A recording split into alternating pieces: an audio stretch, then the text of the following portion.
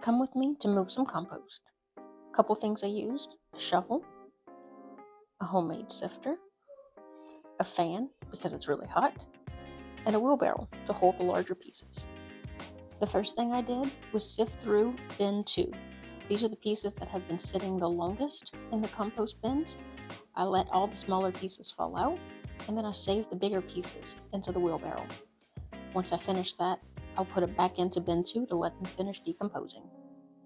Then I'll move the contents of bin 1 into bin 2.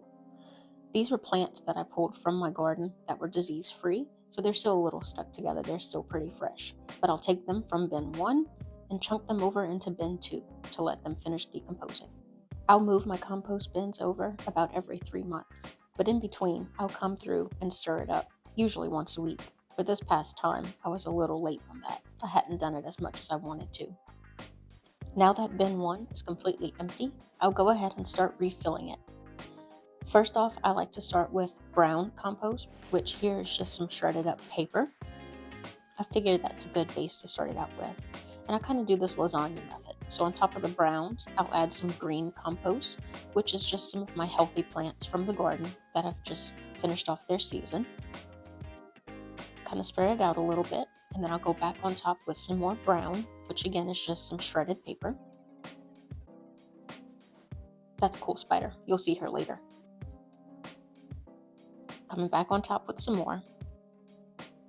The ice chest isn't a necessity, but it was just laying around, so I figured it was a good little container. On top of that, I'll add some kitchen scraps, and then back on top with the rest of my shredded paper. Get ready to hit pause to see some examples of greens and browns. Here's the final product. This is about 6 months later after all of my stuff has decomposed and made good compost. I could play in this all day. Here's a few behind the scene workers: spiders, soil centipedes, and worms, and either a beetle or a roach of some sort.